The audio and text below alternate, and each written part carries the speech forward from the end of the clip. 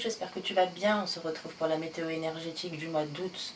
Et alors, j'étais partie sur un jeu de mots, tu sais, un peu malaisant, qui met un petit peu mal à l'aise parce que c'est mi-drôle, mi-pas drôle. Et finalement, c'était un peu de la peine pour la personne qui se permet ce genre de blague. C'était au mois d'août, ne laisse pas de place au doute.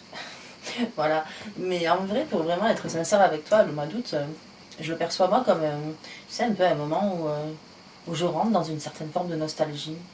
Parce que on peut observer le soleil qui commence à décliner. Il y a, ça sonne un peu finalement comme la fin d'une période, ou en tout cas ça sonne comme le déclin d'une période. Et ouais, c'est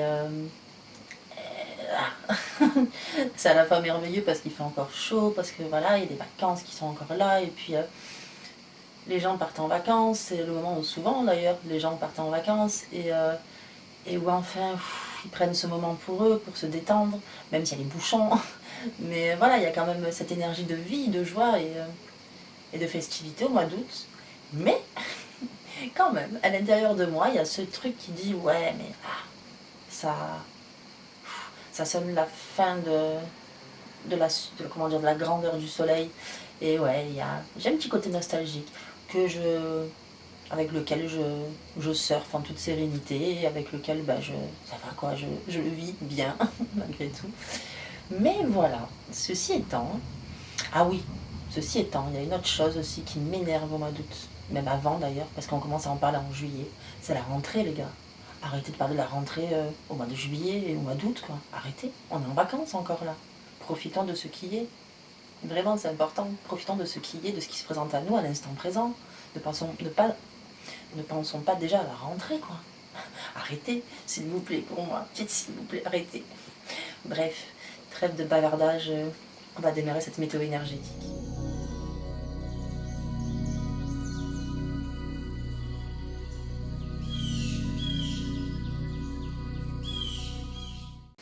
Et donc, comme à l'accoutumée, on va démarrer cette météo énergétique avec...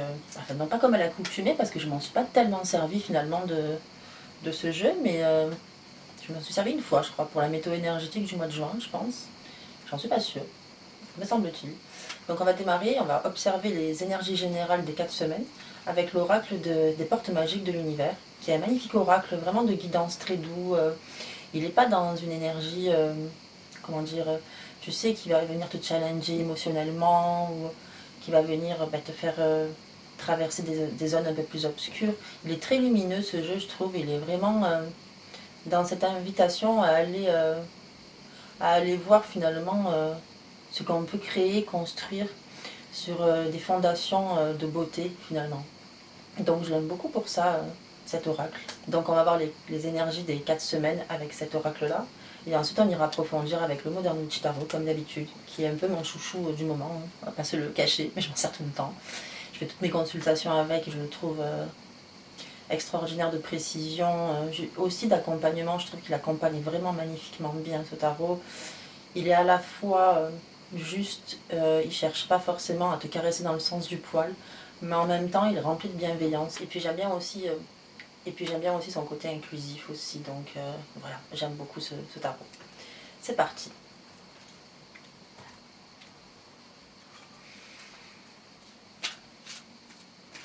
Il se peut que tu entendes des cigales, ainsi que des voisins qui vivent à côté.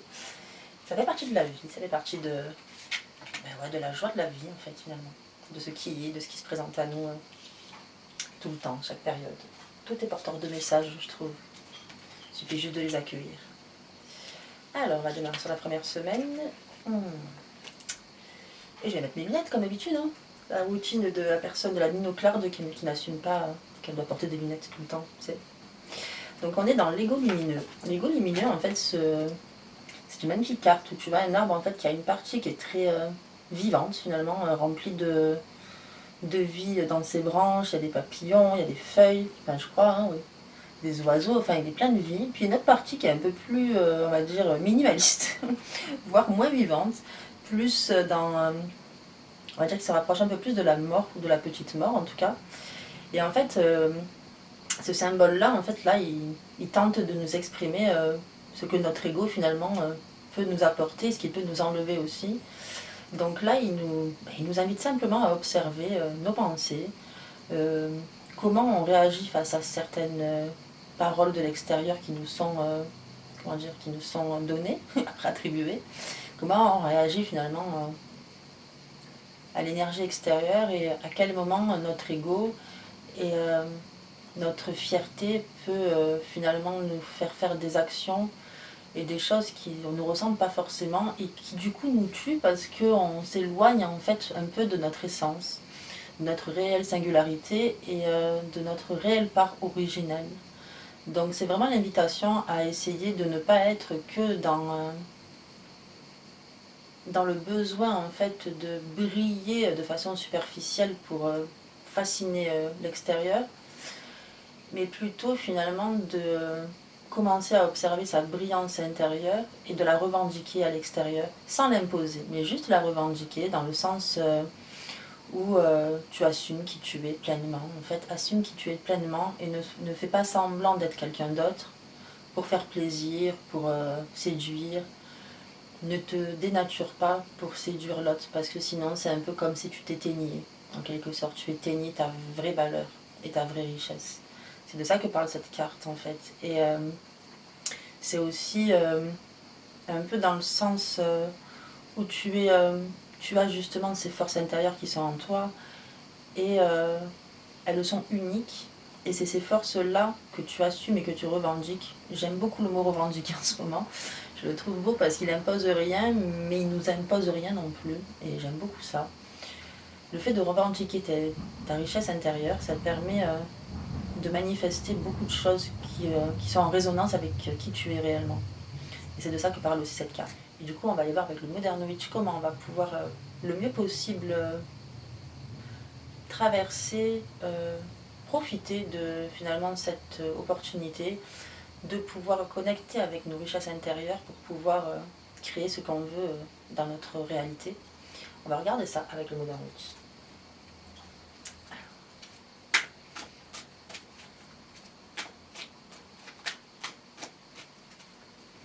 Ah oui, je t'ai pas dit, mais j'ai toujours chaud en fait, puisque j'ai toujours pas la clim, j'aime pas la clim. Et je n'ai pas mis le ventilateur pour des raisons de confort auditif pour toi, donc j'ai très chaud encore. J'ai l'éventail, mais je sais même pas où il est. Mais je résiste à l'utiliser en fait, je sais pas pourquoi. J'ai pas si chaud finalement, ça devient supportable. Tu vois, quand on arrive au mois d'août comme ça, finalement, ce qui est cool, c'est que ton corps il s'habitue à la chaleur. Et finalement, après, tel un lézard ou un animal dans la nature, tu évolues, peut-être ton corps il évolue à l'environnement extérieur. Et ça, c'est cool. Bref, parenthèse refermée. Donc, comment on va pouvoir connecter avec notre ego lumineux? On a l'as de bâton, le 2 de coupe. Donc, on est vraiment relié là justement au fait d'assumer sa puissance personnelle, intérieure, qui nous est propre et unique. Revendiquer cela, mais avant peut-être de revendiquer, déjà la reconnaître, c'est-à-dire l'identifier en quelque sorte,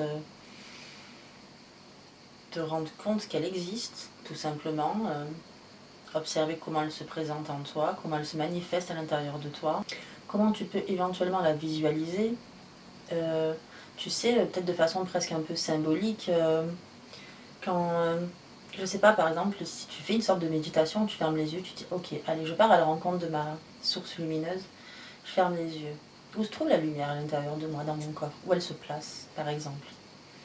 Tiens, je la sens bien entre le cœur et le plexus, elle est entre les deux, ok. À quoi elle ressemble? Est-ce qu'elle a une forme particulière? Est-ce qu'elle a un dessin? Est-ce que je peux voir une forme? Ah, je vois la forme d'une fleur. De quelle couleur est cette fleur? Et tu vois, et au fur et à mesure, en fait, tout simplement connecter avec ta lumière intérieure, en visualisant comme ça où elle est en toi, où elle se trouve dans ton corps, à quoi elle ressemble, comment elle brille, de quelle couleur elle est.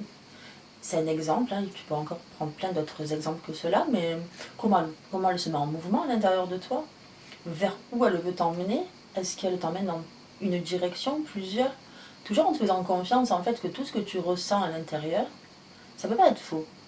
Ça t'appartient, ça fait partie de toi, de ton monde intérieur. Et je pense vraiment que le fait de revenir à son monde intérieur, ça permet de beaucoup mieux marcher à l'extérieur et s'incarner, s'ancrer. dans le monde extérieur et dans l'environnement. Donc l'as de bâton, c'est vraiment ce qui t'invite à faire. Là, c'est ça revenir à ta puissance personnelle. Encore une fois, je l'ai déjà dit, mais puissance ne veut pas dire suprématie sur quelqu'un, mais juste reconnaître ta brillance à toi, ta lumière, ton soleil intérieur, ce qui te rend unique et singulier, vers où ça te mène. Et au début, c'est pas forcément facile, alors tu vas peut-être ressentir une forme, tu vas peut-être te demander, oui, mais ça me mène où? Ok, je vois ça, et après, surtout, faut pas chercher en fait, faut pas chercher, faut juste recevoir, je pense. C'est mon point de vue, hein. Mais je pense qu'il faut juste accepter de recevoir ce qui est à chaque fois. Et à chaque fois qu'on accepte de recevoir, juste en étant dans une posture d'observation, finalement, ce que tu perçois de toi grandit au fur et à mesure et évolue avec le temps que tu consacres à ça, finalement. Et alors la deuxième carte qui se présente, c'est le 2 de coupe.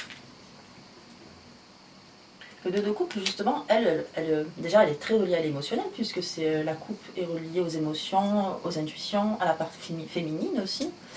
Et le 2, en fait, là, c'est un peu, tu sais, le duo, en fait, le binôme. Et du coup, c'est le partage aussi, c'est le partage harmonieux, c'est le partage complémentaire. C'est pas forcément le partage de deux personnes qui se ressemblent forcément, c'est le partage de deux personnes qui sont capables de s'harmoniser entre elles pour créer quelque chose de beau, en fait, pour créer la beauté, pour créer la compréhension aussi, pour réussir à avoir cette posture d'écoute empathique, donc de compréhension de l'autre, de compassion envers l'autre, tout en se permettant aussi d'être pleinement avec cette personne-là et recevoir aussi cette écoute empathique. Donc, pour résumer pour la première semaine, je dirais qu'on est invité à connecter à notre soleil intérieur pour après le projeter à l'extérieur et le partager. Voilà, tout simplement, le partager avec des personnes qui nous ressemblent ou non, qui seront certainement complémentaires. Je pense qu'il y a sûrement des énergies aussi qui vont être propices à cela. En tout cas, si on le souhaite, je pense que la première semaine d'août, on a la possibilité d'être dans la notion de contact, de relation, de relationnel, d'échange, de discussion, d'observation aussi de l'autre, de tolérance et d'ouverture aussi. C'est une semaine que je trouve très belle, parce que justement, je pense que la carte de l'ego qui apparaît donc dans l'énergie générale, elle est là pour nous inviter à mettre notre ego un peu de côté, tout en revendiquant tout ce qu'on est, grâce à l'as de bâton, pour pouvoir nous ouvrir aux autres, sans se sentir menacé, en fait. Voilà, en gros, pour la première semaine. Je la trouve très belle. Je trouve ça très intéressant. C'est un très bel exercice qui nous permet de mieux comprendre en fait le monde qui nous entoure. Voilà, tout simplement. Et on va aller vers la seconde semaine. Et on est dans... J'arrive à rien lire, c'est horrible. La bulle de lumière, j'aime beaucoup. Très belle carte. Une magnifique carte qui est vraiment dans... Là, on est vraiment dans une protection, tu sais, dans cette... un peu comme un cocon, en fait. C'est une énergie... je trouve qu'il nous illustre une semaine douce, protectrice, un peu, où on se permet en fait là de revenir peut-être de temps en temps un peu à soi, dans on va dire, un environnement sécurisant, pour décupler ce qu'on est à l'intérieur. Je pense que parfois, tu sais, quand on échange beaucoup, même avec des personnes bienveillantes d'ailleurs, au bout d'un moment, on peut être, je sais pas si ça te le fait, moi en tout cas c'est quelque chose qui m'arrive. Je peux me sentir fatiguée par le fait de discuter avec les gens. Je sais que c'est bizarre, mais ça donne quand même une certaine forme d'énergie. Tu dois te concentrer sur ce que la personne te dit, puisque c'est intéressant ce qu'elle te dit, tu vois. Et donc toi, tu veux être dans cette posture aussi d'écoute, justement, et d'être pleinement là, en train comment dire, de recevoir ce que la personne elle te partage, la confiance aussi qu'elle t'accorde à ce moment-là. Et du coup, j'avoue, après, moi, parfois, je suis fatiguée. C'est-à-dire qu'au bout d'un moment, j'ai besoin de me retrouver seule, dans le silence, ou en tout cas on va dire dans un environnement qui me permet de ne plus utiliser mon cerveau pendant un moment. Tu vois, comme s'il a besoin de se régénérer finalement en étant en pause, en off.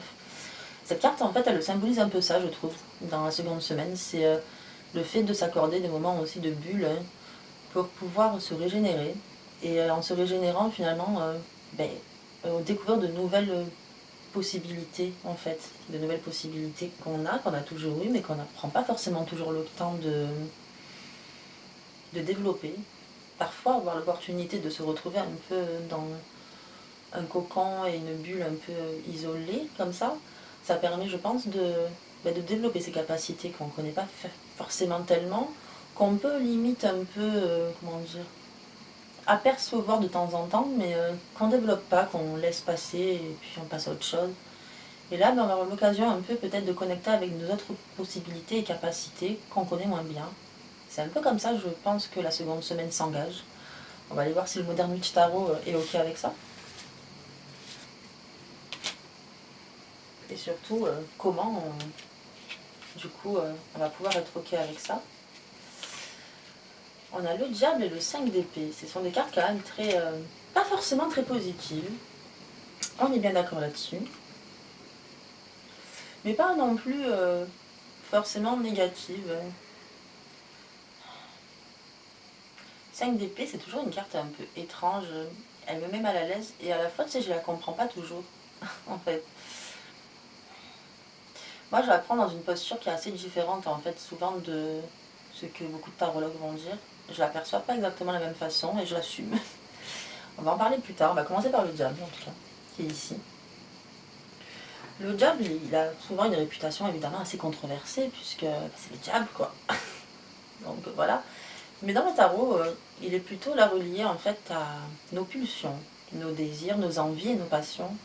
Donc il n'est pas si négatif que ça finalement. Par contre, il demande, j'ai envie de dire, à ce qu'on réussisse à canaliser ces pulsions, ces désirs et ces passions pour ne pas qu'elles nous dépassent et qu'elles nous anéantissent en quelque sorte. Pour moi, la lame du diable, elle devient dangereuse à partir du moment où on se laisse anéantir et qu'on succombe en fait à sa puissance. Et cette puissance-là, elle peut être aussi utilisée de façon magnifique, simplement en se permettant d'observer justement comment dire, l'inspiration dont elle nous abreuve en fait. Parce que la carte du diable, elle est très inspirante. Et à travers toutes ces pulsions, cette passion, un peu ce feu intérieur en fait qui se présente avec cette carte-là, on a l'occasion justement de pouvoir canaliser ça au calme, tranquille, dans sa bulle, pour pouvoir en créer quelque chose, une œuvre. Alors une œuvre, c'est pas forcément une œuvre d'art, on n'est pas tous des Da Vinci, on n'est pas tous des Picasso, mais en tout cas, créer son œuvre à soi, une œuvre, ça peut être un projet, je sais pas, humanitaire, ça peut être le fait d'organiser des vacances ou organiser un rendez-vous, le fait d'organiser des retrouvailles, enfin, tu vois, ça active le feu créateur. Et je pense que là, la bulle de lumière, et donc du coup cette bulle un peu protectrice qu'on nous invite à aller explorer, ça nous permet vraiment de pouvoir justement recevoir l'énergie du diable qui est un peu, qui est très belle, qui est très flamboyante évidemment, hein, qui est très feu, pouvoir la recevoir et la canaliser tranquillement au calme sans être trop perturbée par l'extérieur, par l'environnement extérieur et le brouhaha extérieur en fait. Donc c'est rentrer dans cette bulle pour pouvoir canaliser avec son diable, pour aller y chercher comment dire,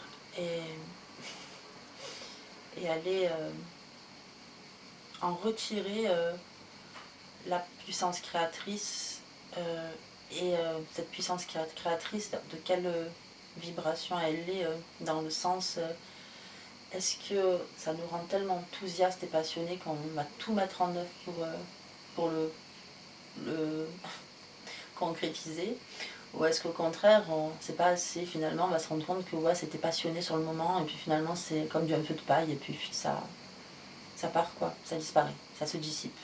Donc ça permet d'observer dans ta bulle justement cette passion qui arrive, cette inspiration créatrice qui arrive, de quoi elle est constituée. Est-ce qu'elle est constituée d'une vraie envie, d'une vraie motivation, d'un enthousiasme profond qui t'appartient, qui fait partie de toi, ou est-ce que c'est juste une passion comme ça qui émerge de façon très puissante et qui est vouée à disparaître.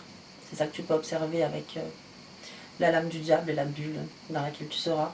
Le 5 d'épée, donc alors voilà, on est dans quelque chose d'assez particulier, où on voit finalement un être humain qui ramasse les épées des autres êtres humains qui ont le dos tourné et qui pour moi ils pleurent, enfin ils ont le dos tourné, pour moi ils sont comme soucieux en tout cas, ils sont dans l'anxiété. Et on voit donc ce personnage qui ramasse les épées. Et beaucoup de gens parlent de cette carte en disant que c'est une carte un peu négative ou Celui qui ramasse l'épée, c'est peut-être celui qui veut planter l'épée dans le dos de celui qui a le dos tourné. Enfin, il y a quelque chose un peu comme ça, ce qui peut être le cas, bien sûr, hein, pourquoi pas. Mais moi, cette lame-là, je l'aperçois plutôt comme le fait de, justement, la première semaine, comme on aura l'occasion de discuter avec du monde et de s'ouvrir aussi à ce qu'on entend, à ce qu'on écoute, finalement, on sera dans cette posture d'écoute complète et bienveillante. En tout cas, c'est ce qu'on est invité à vivre, en tout cas. Il se peut justement que ce soit fatigant et que dans cette bulle, justement, on nous invite un peu à, comment dire, à nous déresponsabiliser en fait des actions des autres. On n'est pas responsable des actions des autres, on ne peut pas faire le travail à leur place. Parce que moi, cette carte, en fait, elle me fait penser à ça. Tu sais, tu fais tout le boulot des autres pendant qu'ils ont le dos tourné, parce que tu veux que ce soit fait, parce que c'est important, parce que tu veux les protéger peut-être. Et là, en fait, on te dit non, tu prends un moment pour toi, une bulle en fait de bien-être et pense à ne plus prendre la responsabilité de choses qui ne t'appartiennent pas pour pouvoir, toi, à te régénérer, continuer à avancer et à créer avec ce qui te ressemble vraiment. Voilà un peu moi ce que m'évoque la seconde semaine du mois d'août. J'allais dire février. Waouh, on n'y est pas pourtant au niveau climat. On n'est pas en février du tout. Mais ouais, vraiment c'est ça qui m'évoque la seconde semaine du mois d'août. Se mettre un peu dans sa bulle de bien-être, de calme, de douceur, pour connecter aux passions, aux vraies passions qui nous animent réellement. Justement, arriver à faire la part des choses entre les vraies passions et celles qui sont nourries par quelque chose de plus superficiel. Et évidemment, je t'invite à garder celles qui te nourrissent profondément. Et en parallèle aussi, tu as invité cette seconde semaine-là à ne pas prendre responsabilité de choses qui ne t'appartiennent pas et qui ne font pas partie comment dire, de tes compétences, même pas, mais en tout cas sur lesquelles tu n'as pas à mettre d'action en fait, parce que tu n'es pas responsable de ça. En tout cas, ne prends pas tout pour toi, c'est un peu comme ça en fait aussi que je vois cette carte. Ouais. Voilà, en gros. Et on va aller survoler la troisième semaine du mois d'août. J'aime bien cette carte, la bonne étoile, elle est magnifique, vraiment. J'aime la couleur de cette étoile, bleu, lapis lazuli, je kiffe. On aime tous, on aime ça. Là, on est vraiment dans l'ouverture. Avec la bonne étoile, c'est l'ouverture du cœur. C'est l'ouverture de ce qui se présente à toi, encore une fois, de l'extérieur, ouvrir son esprit, entrer dans une compréhension de tout ce qui est et prendre conscience en fait que tout ce qui se présente, en tout cas sur la troisième semaine, on est vraiment dans cette opportunité-là et c'est une grande chance, je trouve. C'est ouvrir notre cœur et notre esprit parce que tout ce qui se présentera à toi peut être une opportunité unique de recevoir de l'abondance. Alors encore une fois, pas que abondance matérielle, abondance en général, abondance de connaissances, abondance d'amour, abondance de curiosité, abondance de découverte, abondance quoi. Tu vois, dans son sens le plus grand, le plus noble et le plus vaste. Et la bonne étoile, elle est vraiment là pour t'inviter à détecter justement les pépites de chaque moment de vie que tu vas explorer sur la troisième semaine oui, du mois d'août. Donc on va aller voir avec le Modern Witch comment on va pouvoir s'abreuver de ces pépites en toute, comment dire, en toute authenticité en fait finalement.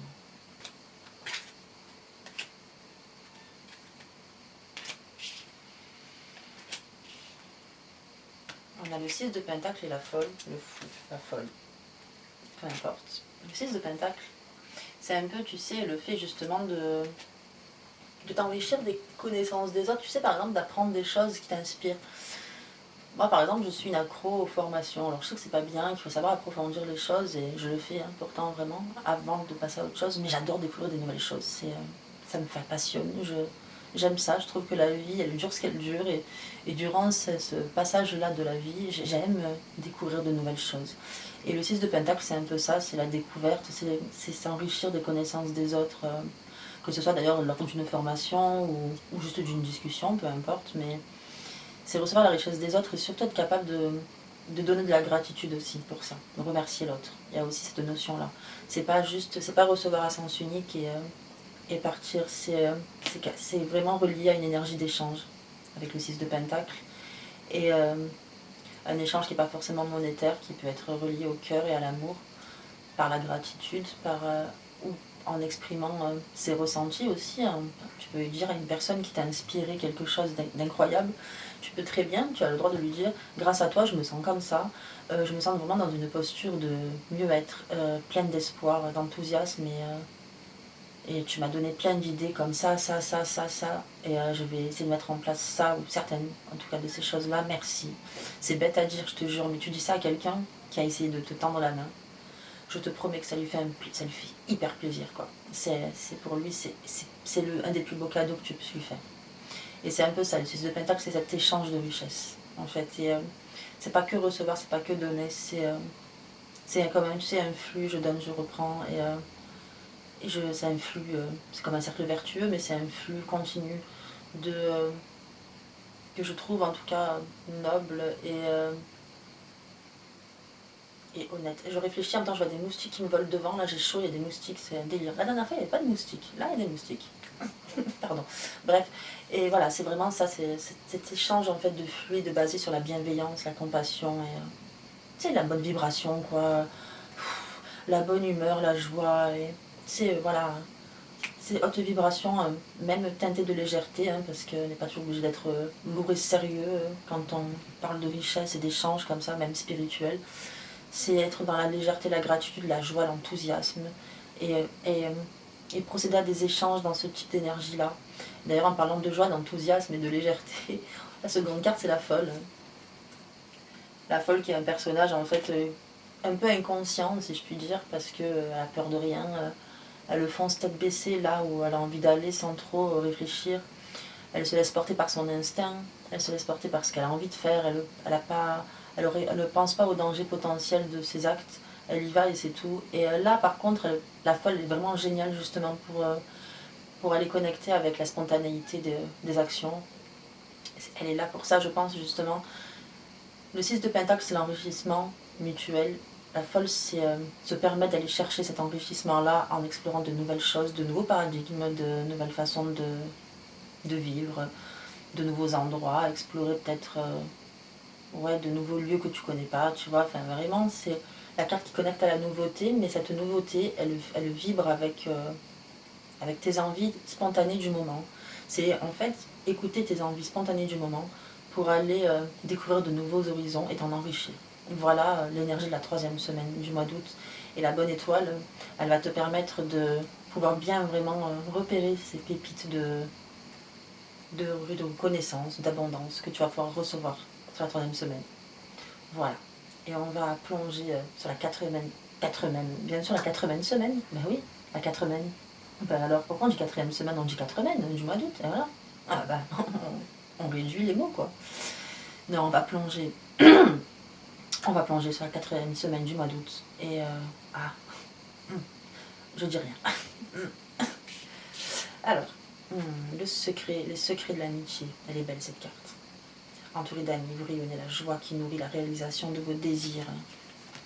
Elle me fait beaucoup penser à l'âme sœur, en fait, cette carte dans l'oracle des esprits de la forêt, qui est aussi dans un peu cette énergie de connexion avec des personnes qui nous ressemblent et avec lesquelles on se sent bien, avec lesquelles tout est fluide et avec lesquelles on peut discuter sereinement.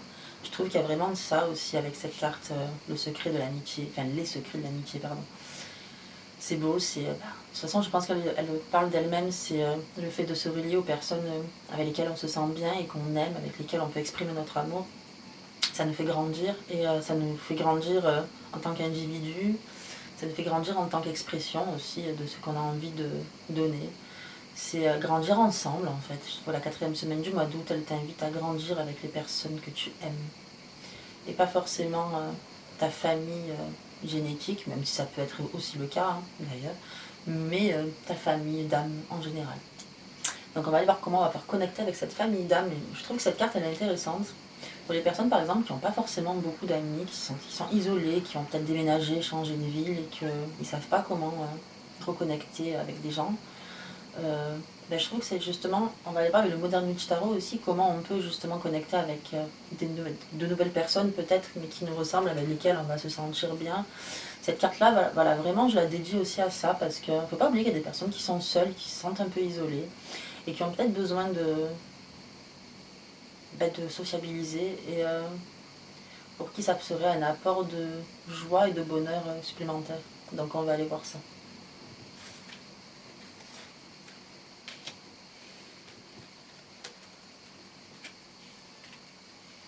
On a l'étoile et le 10 de bâton. L'étoile, c'est un peu l'énergie, tu sais, de la tempérance. C'est un peu, ouais, fait penser à la tempérance, c'est un peu la même chose. C'est vraiment cette notion d'équilibre entre aussi donner et recevoir. C'est aussi là, briller, évidemment, parce que c'est l'étoile. Briller, mais au service de plus grand que soi. Et briller pas que pour soi et son bien-être personnel, mais briller aussi pour partager sa richesse aux autres, justement. Et se permettre d'être assez en confiance pour le faire, ça. Pour être pour être en confiance avec ce qu'on est capable de donner et d'offrir. Et finalement participer à quelque chose qui aura pour objectif d'améliorer le monde, en fait, même si c'est à petite échelle. Tu vois que tu ne peux pas changer le monde totalement. C'est en tout cas essayer justement d'oser en fait aller vers les gens, vers l'extérieur, d'oser aller vers ce que ton intuition te dit. Un peu comme l'énergie de la folle d'ailleurs dans la semaine d'avant, mais ouais, oser aller là où ton intuition t'appelle pour partager tes richesses et en recevoir aussi. Et finalement créer comme ça ensemble on va dire des premiers pas, des premières fondations pour un monde un peu plus harmonieux où tout le monde s'entend mieux, tu vois. Ça part d'un petit truc, c'est pas grand chose, tu vois, mais en tout cas ça permet d'aller dans ce chemin-là. Et ça c'est chouette. Et alors par contre avec le 10 de bâton, encore une fois, moi, quand j'interprète une carte, on n'est pas forcément dans dans l'interprétation pure et radicale. Moi, j'aime vraiment slalomer aussi avec ce que ça m'évoque à cet instant-là, avec ce que m'évoque l'énergie du mois d'août. Tu vois, donc voilà. Mais moi, là, à cet instant-là, pour moi, le 10 de bâton, il nous invite à ne pas faire preuve, par contre, de possessivité envers les personnes qu'on va rencontrer ou qu'on connaît déjà, quelle que soit la configuration dans laquelle tu es. Ne fais pas preuve de possessivité parce que tu pourrais perdre les gens comme ça et ça serait dommage et parce que les personnes se sentiraient emprisonnées. Et le but c'est pas d'étouffer les gens qu'on aime, c'est d'avancer ensemble et de les laisser parfois peut-être prendre un peu de la distance pour revenir après. Les moustiques sont en train de me tuer. Oh my god. Mais voilà, je reviens. Mais vraiment voilà, parfois accepter que les personnes ont besoin de prendre cette distance pour revenir ensuite et recréer ensemble. Mais de ne pas chercher à s'accaparer l'attention des gens par ego, par peur de ne pas être aimé, par peur que cette personne elle préfère une autre personne que toi. Enfin, il faut vraiment essayer là d'être un peu au-dessus de ça, en tout cas de prendre de la hauteur avec ça. Du mieux qu'on peut, c'est pas toujours facile et on se surprendra toujours à faire ça. C'est parce qu'on a besoin d'être aimé. L'être humain il a besoin de ça, il a besoin de recevoir de l'admiration, de l'amour. Enfin, il a besoin un peu comment dire, il a besoin de recevoir en fait. Ça le rassure, pour lui ça lui permet de croire que c'est quelqu'un de bien. Et je pense que ça ne démarre pas de là en tout cas, et que déjà pour être quelqu'un de bien, il faut déjà savoir soi-même qu'on est quelqu'un de bien, et ensuite ça vient tout seul. Mais ça c'est autre chose, mais là en tout cas c'est ne pas être possessif tout simplement avec les personnes et accepter qu'elles aient besoin des fois de s'éloigner pour revenir. Les laisser vaquer, vivre, respirer, parce que quand on aime quelqu'un, on aime le sentir oxygéné, libre, et on aime le voir prendre de l'espace dans sa vie, son incarnation.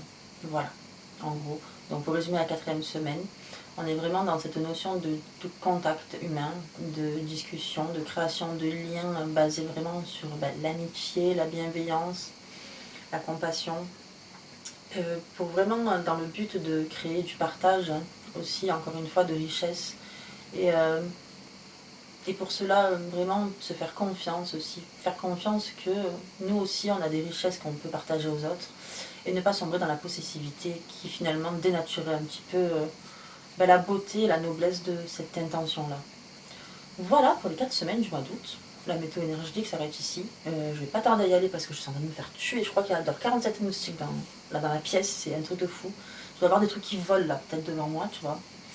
Je vais faire un petit résumé. Donc la première semaine, là on est vraiment dans l'énergie de l'ego lumineux, donc on est invité à vraiment connecter avec notre force intérieure, notre soleil intérieur, observer, essayer d'y mettre une forme par la méditation ou autre, par le chant, la danse, par beaucoup de moyens.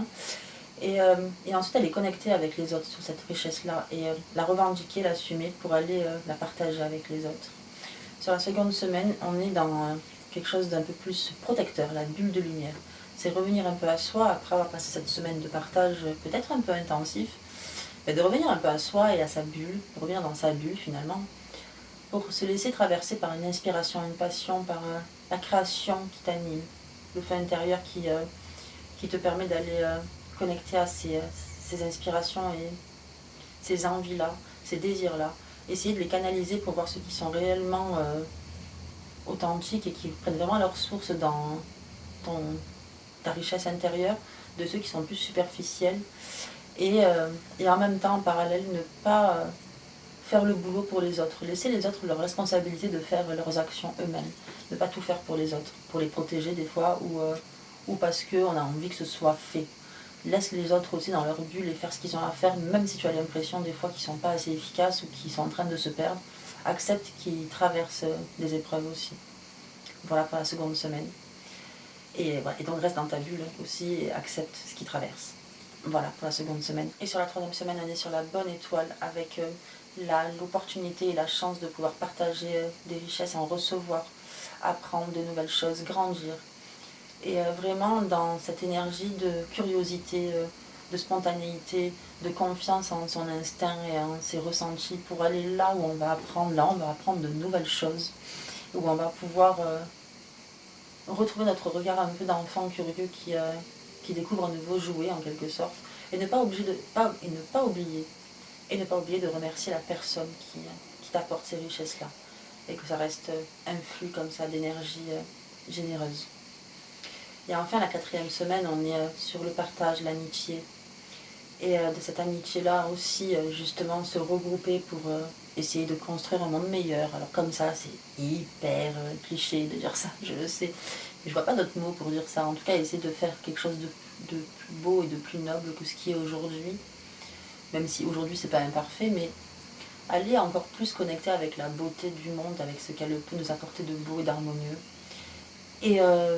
Et justement, pour rester dans la beauté et l'harmonie, ne pas faire preuve, ou en tout cas essayer d'éviter au maximum de faire preuve de possessivité. Et quand ça arrive, qu'on se surprend en train d'être possessif, ou qu'on est soi-même victime d'ailleurs de quelqu'un de possessif, c'est observer ça, c'est le reconnaître, et ensuite faire les actions qu'il faut pour essayer de calmer le jeu, d'harmoniser tout ça. Et si tu es avec quelqu'un qui est vraiment possessif, je pense que l'harmonie se crée des fois par la distance aussi, justement, ou voire même la fuite. Ça dépend. Ça dépend des cas. Voilà pour les 4 semaines du mois d'août. J'espère que tu as aimé ce moment avec moi. Ça n'a pas été facile de tourner cette vidéo parce que j'ai chaud. Parce que là, je te jure qu'il doit y avoir, je sens, sans exagérer, hein, vraiment, il doit y avoir 7 ou 8 moustiques qui me tournent autour et qui me piquent. Donc c'est très dur. Et ça a été un plaisir d'être avec toi quand même. Malgré ça, malgré les piqûres. Le 28 septembre sort mon atelier Libération qui aura lieu à Marseille à 19h30.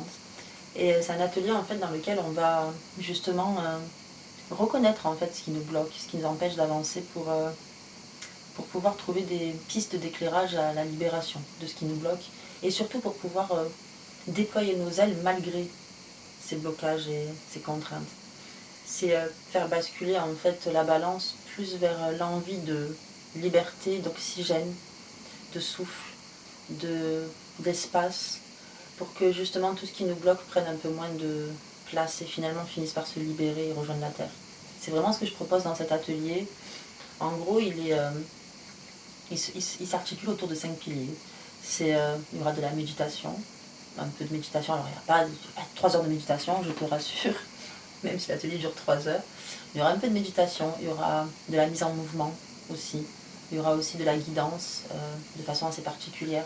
Je garde ça secret parce que j'aime bien quand même te laisser découvrir ce qui va être. Mais il y aura des propositions de pistes d'éclairage en fait pour pouvoir se libérer de ce qui nous bloque ou en tout cas réussir à être entre guillemets plus fort que ce qui nous bloque sans rentrer en résistance avec le blocage, mais juste marcher avec et finalement prendre tellement d'ampleur que le blocage en lui-même n'a plus tellement d'importance en fait. Donc il y aura ça. Ensuite il y aura aussi vraiment une séance de relaxation profonde, d'intégration justement de ce que tu vas pouvoir mettre en place pour le quotidien, pour quand tu vas rentrer chez toi. Donc voilà, je serai accompagnée d'un musicien aussi, qui n'est pas que musicien d'ailleurs, qui facilite aussi des ateliers, qui crée des méditations.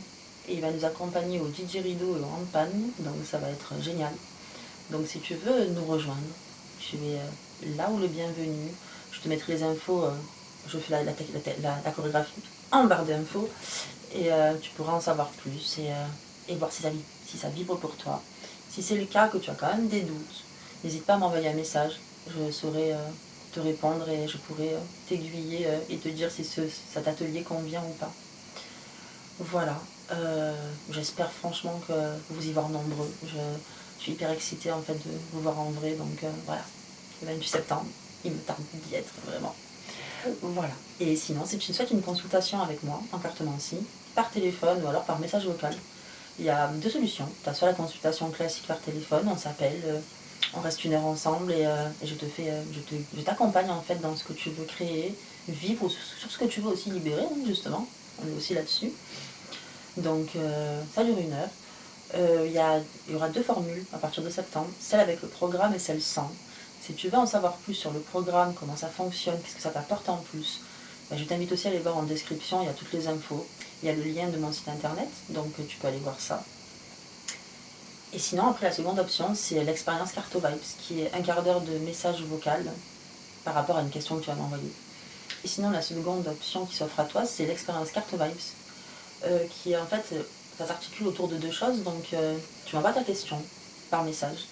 Moi, je t'envoie un message vocal de 15-20 minutes à peu près, qui va répondre à ta question, qui va te permettre là aussi de t'accompagner dans ce que tu veux faire évoluer ou ce que tu veux libérer, ou ce que tu veux nourrir d'ailleurs. Et ensuite, tu reçois un voyage sonore qui est vraiment relié à tes besoins du moment. Et ce qui est très intéressant avec cette expérience-là, c'est que c'est vraiment un tarif très bas. J'ai voulu le rendre accessible à tout le monde. Et du coup, je trouve ça génial parce que beaucoup de monde peut commencer à explorer justement l'accompagnement en cartomancie. Et en même temps, en plus, comme j'aime bien justement toujours redonner, c'est quelque chose pour moi qui est très important. Il y a un don qui est fait pour une association qui va préserver le vivant, que ce soit la protection des femmes, la protection de la nature, la protection des animaux, la protection des enfants, je vais rajouter aussi. Donc après, tu choisis l'association à qui tu veux faire le don. Mais en tout cas, dans les deux cas, que ce soit la consultation par téléphone ou l'expérience Carto Vibes, il y a toujours un don qui part pour une association. Pour moi, c'est très important, ça fait partie de mes valeurs. Voilà. Je te laisse ici.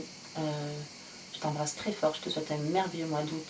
J'espère que tu vas pouvoir connecter avec plein de monde, pouvoir te retrouver dans ta bulle aussi pour pouvoir canaliser tes créations, tes inspirations. Je te souhaite le meilleur, plein de lumière. Encore profite jusqu'au bout de la brillance du soleil. Moi là, je suis en train de profiter jusqu'au bout de la piqûre des moustiques. Alors je vais te laisser ici. Je te fais plein de bisous et je te dis à bientôt.